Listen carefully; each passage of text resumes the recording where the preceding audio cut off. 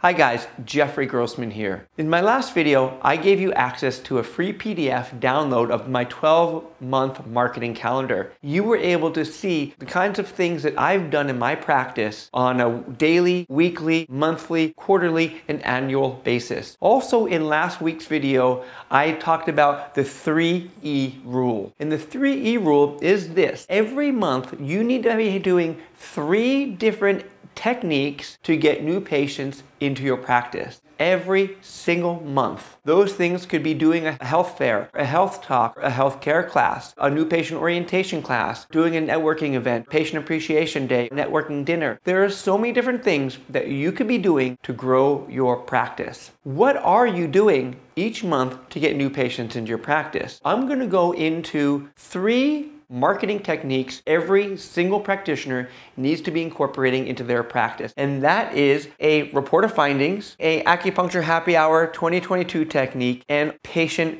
reactivations. Here we are at the report of findings. I feel as though the report of findings should be a mandatory procedure every practitioner does for their patient. So what is a report of findings? A report of findings is a clinical procedure. It is a brief 10 to 15 minute presentation, a one-on-one that you do with your patient. If you were to ask your patients tomorrow what it is that you're doing for them, what would they say? They'd say, well, probably, I don't know, you're just putting needles in me and I feel really good afterwards, which is probably true. But what if a friend of theirs asked them that same question? They'd probably say, well, I don't know, they're just putting needles in me and I feel pretty good afterwards. That is not word of mouth advertising that's going to get people to come on board and to join you in your practice. Patient education is the key to practice success. Educated patients get better results, stay in care longer, they tell others, they bring their family members, and they become more invested in their health. When your patients know what's going on with them,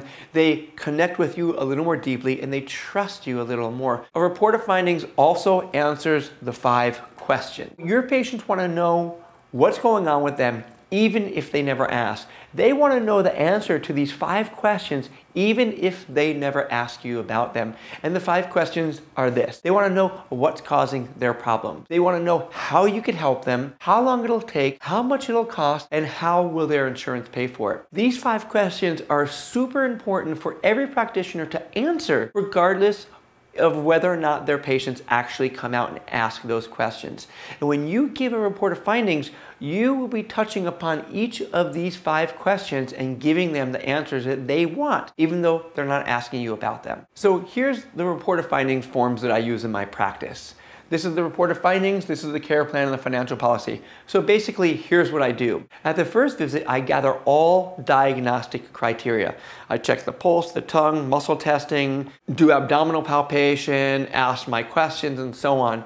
I take all of that information and distill it down into this report here that I will be presenting to them. So what I'll do is I fill out their name, their information, I figure out what their main health concerns are, and then I tell them what I found. So I'll list out here the different diagnostics that I've done with them. Next to that, okay, I will list the meridians that I found to be out of balance. And this is important. When you give your report of findings to your patients, it's best not to go into detail as to tell them about liver qi stagnation, spleen qi deficiency, yin deficiency. It's better just to let them know that there's an imbalance going on with the spleen, the liver, the kidney, or the bladder. It took you 4 or more years to really figure out all that whole acupuncture jargon, and you can't expect your patients to really understand about liver qi stagnation or spleen qi deficiency when you're telling them about that. When you give them the report of findings, it's important for you to share with them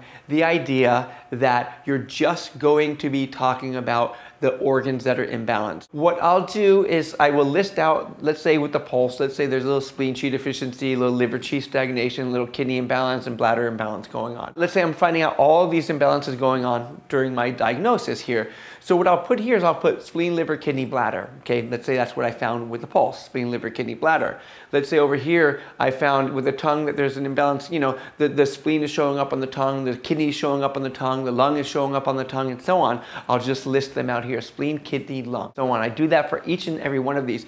I put sort of the superficial diagnosis on there so people don't get confused by the technical jargon that we use as practitioners. Then what I do is I go over here to this column and I'll list out all the different symptoms and signs. So this is the lung and large intestine meridian, the kidney and bladder meridian, the liver gallbladder meridian, the heart small intestine meridian, the spleen stomach meridian right here. Under each of these different meridians, I have all the different symptoms and signs listed out as it relates to the different meridians there. I am putting together a visual chart and a visual representation as to which meridians are showing up out of balance. Your patients and you start seeing a pattern of disharmony showing up in which of the meridians here. And over here, let's say there's a physical trauma going on. I'll circle that and I'll highlight that area and trace the meridian for them so they have an idea as to where that potential imbalance is going on too. So this is the care plan and the financial policy.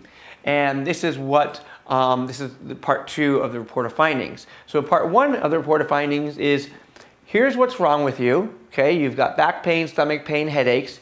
Here's what I found. These meridians are out of balance with you. Okay, this is how it's affecting all the different meridians with you. Okay, this section here is how long it's going to take, what I'm going to do for you, and how much it'll cost. If you see this bar along the top here, there's all these little dots on the top right here. Each of these little dots represent acupuncture treatments. Initially, in the beginning of care right here, they're close together. That's because you normally want to see patients a little more frequently in the beginning of care. This stage of care here is called relief care.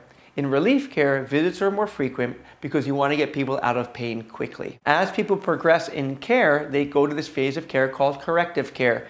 Visits are further spread out because people start getting better, their symptoms and signs start alleviating. And then ultimately here is called maintenance and wellness care. And this spreads out to maybe monthly or quarterly visits. This chart is a powerful chart to share with your patients because they get to see how in this phase of care, which is relief care, which is I'm in pain, get me out of pain quickly, how come visits are often and frequent. Over here is a little chart that I use. I have relief care, corrective care, and maintenance care scheduled out here, and I put 1 time a week for 8 weeks. That's what I want to see them for, 1 time a week for 8 weeks. And here's what we're going to do. We're going to support the spleen, alleviate the headaches, move stagnation to eliminate back pain. That's what we're going to do. That's our goal. Treatment plan is I write out what the treatment plan is here, what the points that I'm going to be using here, and any other recommendations of care, like using meridian exercises or herbal therapy or even self-care education. This is an important aspect too right here. This is the date of the reevaluation. A reevaluation sets up this thought process in your patients that you don't want to see them forever. Now, I don't know how many of you have come across patients who are like, oh, you're going to want to see me every day for the rest of my life. I've heard that, and that's not true. But the date of reevaluation sets up in your patient's mind that, oh, Jeffrey doesn't want to see me every day for the rest of my life. He wants to see me once a week for the first 8 weeks. And then after the first 8 weeks, we're going to reevaluate and see where you were and where you are now. This sets up the concept of let's evaluate your progress so far. I actually put a date and a date in here so we know at the clinic what date we're going to do our reevaluation, and the patient knows what date we're going to do the reevaluation. This, combined with treatments per week and month, is huge to create patient compliance. The financial policy is this. I normally have it set up where these are all the different procedures that I would be doing in the clinic: acupuncture visits, reevaluation, cupping gua sha, hot and cold, and so on. So normally what I would do is if I'm seeing a person, eight acupuncture visits, $65 a visit is $520. One reevaluation is $125, so I put that there.